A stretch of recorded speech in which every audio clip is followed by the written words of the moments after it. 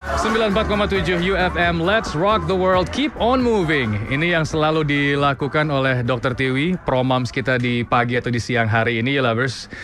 Karena kerjaannya ini cukup banyak, harus pergi di luar kota juga sebagai pembicara, kemudian juga sebagai penulis. Buku 2 ya? Buku dua. Yang ketiga kapan, Dok? Mudah-mudahan awal tahun depan. Amin. Beneran nih udah lagi nulis lagi? Wah, hebat. Nah, ini kan dokter juga tadi mengatakan di awal bahwa keluarga saya ini adalah keluarga dokter dan keluarga seni. Ya. Pernah kepikiran jadi pekerja seni nggak, Dok? Sebelumnya. Dulu kan kita nyanyi sampai mahasiswa tingkat 3 mungkin ya. Ayu Sisters. Ya. Itu menang penghargaan loh. Di zaman dulu. Iya, makanya kenapa nggak diterusin gitu misalnya. Ya itu tadi karena minatnya mungkin tidak ke situ ya. Jadi saya sangat mencintai seni ya. Jadi kayak nenek saya penari ya. Om saya walaupun jadi dokter mereka pelukis, pemain biola gitu ya. Adik saya nyanyi. Maksudnya memang kita seneng seni. Tapi memang itu apa ya? Jadi itu tadi ya, karena kalau kita cuman belajar aja, cuman gitu ya, kayaknya membosankan juga. Jadi itu sesuatu yang kayak buat kita refreshing. Dan sampai hari ini juga saya masih menikmati itu, walaupun mungkin sekarang adik saya kan yang ini, jadi saya lebih kayak misalnya dia bikin CD gitu lagu gitu ya, kita kasih dia.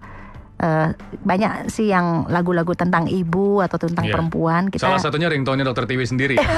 Itu kalau nelfon ke teleponnya Dr. Tiwi ini ya lovers, ada sebuah lagu dinyanyikan, nah ini beliaunya. Ini. Jadi artinya karena buat saya ibu itu satu tokoh yang sangat sentral untuk keluarga, dan saya rasa sih keluarga itu kan benar-benar unit yang terkecil dari masyarakat gitu. Setuju. Bagus kata-katanya. Ya, jadi artinya kita kalau mau membantu masyarakat kayaknya mulainya memang dari perempuan sih sebenarnya ya. Kalau perempuan itu bukan pinter ya, saya bilang smart itu kan tidak harus dengan pendidikan ya, tapi betul-betul memang pinter dalam emosinya, pinter dalam psikologisnya, sehat dalam tidak ada penyakit jasmani dan rohani. Itu biasanya mereka juga akan seperti rumah yang sehat buat anak-anak atau orang di sekitarnya gitu. Berarti gitu ya, kalau di balik wanita yang happy selalu ada keluarga yang bahagia. Iya, gitu. Jadi dan ya saya di tengah-tengah saya bekerja sebagai dokter anak. Kebetulan sih yang kita hadapi itu ya para ibu ini gitu, yang macam-macam sekali gitu ya. Jadi selalu kalau kita ketemu ibu yang kurang bahagia gitu ya, kan itu terlihat ya, walaupun dia tidak bicara gitu ya, terlihat gitu, terasa gitu ya. Auranya tuh beda. Iya, terasa gitu. Betul. Nah, sebenarnya di samping dia datang mengantarkan anaknya atau berkeluh kesah tentang kesehatan anaknya, saya selalu menyarankan dengan mereka. Kebetulan saya bekerja di rumah sakit bersalin yang ketemu ibu itu dari hamil gitu ya. Saya selalu menyarankan dan saya selalu happy untuk menasehatkan atau memperingatkan mereka supaya mereka harus happy gitu. Mereka harus betul-betul berusaha untuk melepaskan segala hal yang membuat mereka tidak bahagia, gitu ya. Dan itu sebetulnya bahagia atau tidak itu kan sebenarnya kita sendiri yang state of mind. Betul-betul kita yang membuat, itu pilihan kita gitu ya. Jadi saya selalu mengingatkan mereka bahwa datang dengan punya anak atau hamil itu kan juga betul-betul kebahagiaan. Banyak sekali orang yang tidak punya anak gitu ya, terus datang dengan sehat ya. Jadi kalau di rumah sakit saya itu kan juga hampir 90% tuh perempuan pegawainya ya, karena di rumah sakit semua perempuan. Itu juga kalau mereka kelihatan bilang, misalnya sering ya tadi pagi, kok Dokter Tiwi kelihatan kayak gembira aja terus gitu ya, katanya 14 tahun di sini gini-gini aja katanya.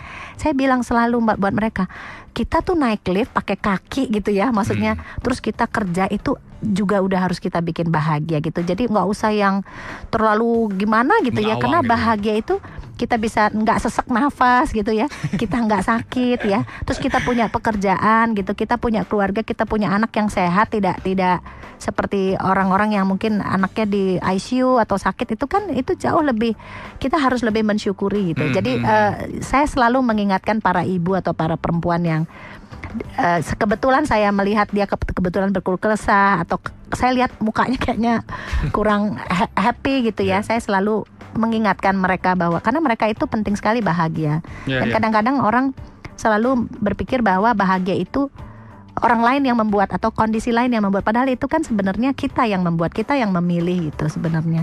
Dari tadi itu udah banyak banget kata-kata yang nanti akan kita tweet ya lovers ya. Karena banyak banget kutipan-kutipan Iya, yang jadi bisa artinya di-tweet. memang betul-betul kita, karena kalau kita pandai bersyukur sebetulnya sih semua akan bahagia, semua akan kita terima dengan happy gitu Ini sebenarnya. gini, maksudnya Dokter Tiwi itu kan juga praktek di rumah sakit di tempat anak saya lahir.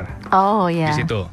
Udah 14 tahun bekerja di sana. Iya, Sebagai seorang narasumber, pembicara, kemudian sebagai seorang penulis juga. Itu seabrak-abrak.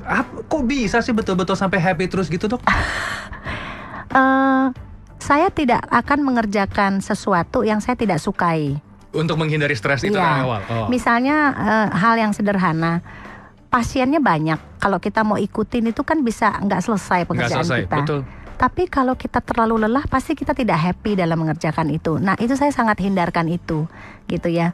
Misalnya saya diminta untuk bicara dalam 1 bulan, buat saya maksimal 2 kali itu udah banyak buat saya. Jadi saya sangat membatasi segala kegiatan yang saya pilih. Dan saya tidak mau memaksakan diri saya kalau saya udah merasa kelelahan atau tidak happy dalam melakukan itu gitu. Iya. Jadi saya dalam bekerja lebih memilih, saya membatasi misalnya pasien saya 1 hari, berapa mampu badan saya Iya, dan iya. berapa saya bisa semangat menghadapi orang gitu ya. Tersenyum ketemu mereka Seperti gitu ya. kesini juga saya harus menghilangkan separuh dari kegiatan saya karena saya juga nggak mau Buru-buru diburu-buru atau apa, gitu. Nah itu mungkin membuat kita jadi lebih happy dalam melakukan segala sesuatu dan kita nggak harus diburu-buru. Oh habis ini saya mesti ini gitu ya. Iya. Jadi ya batasi aja sesuai dengan kemampuan kita.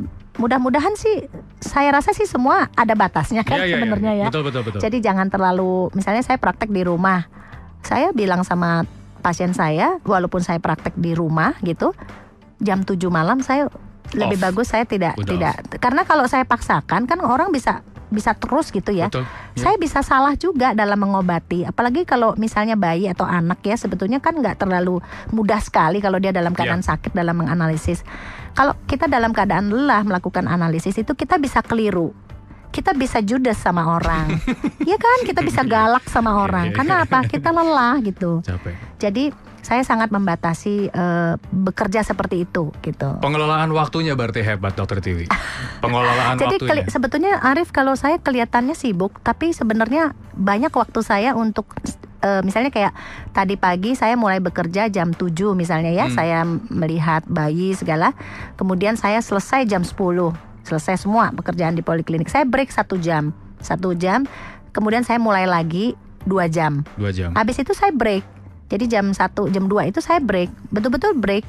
Tidak ada yang saya ini. Paling saya makanya saya kalau jawab Twitter itu juga kan jarang saya siang-siang gitu ya. Kenapa? Karena saya udah terlalu overload. Jadi saya bisa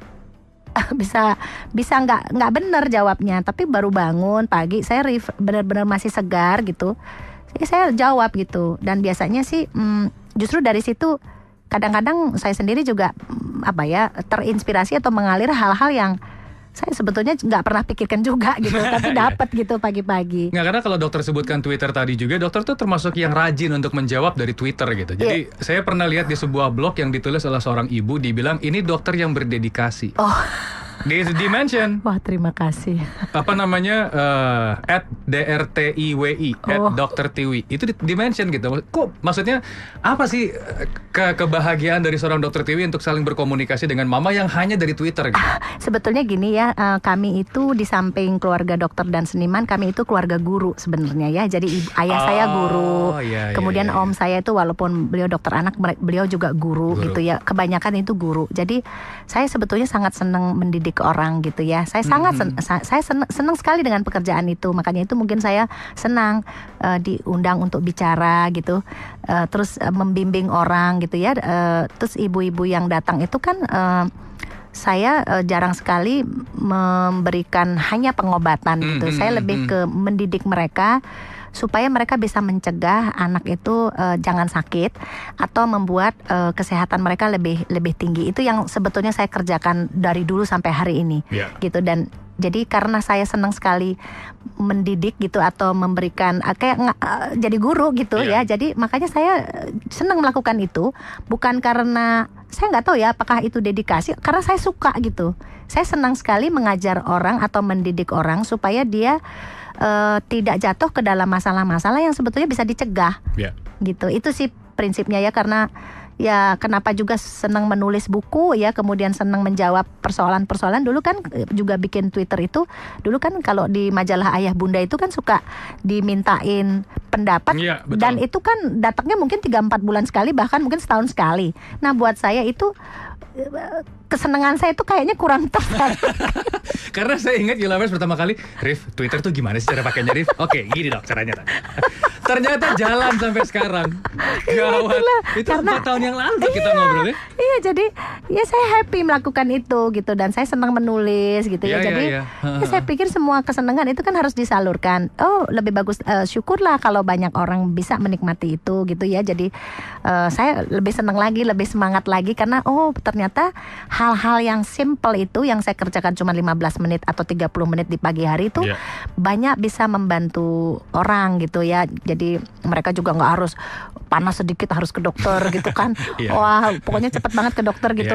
Jadi itu membuat ya saya pikir hal-hal aktivitas itu berguna buat orang, ya udah saya teruskan aja.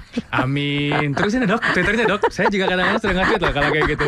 Oke, nanti kita akan lanjutkan lagi Lovers, karena Dr. Tiwi ini juga merupakan seorang ketua Satgas ASI gitu ya. Jadi betul-betul kita akan lihat lebih jauh lagi sebagai seorang profesional di bidangnya, yaitu sebagai Satgas ASI juga.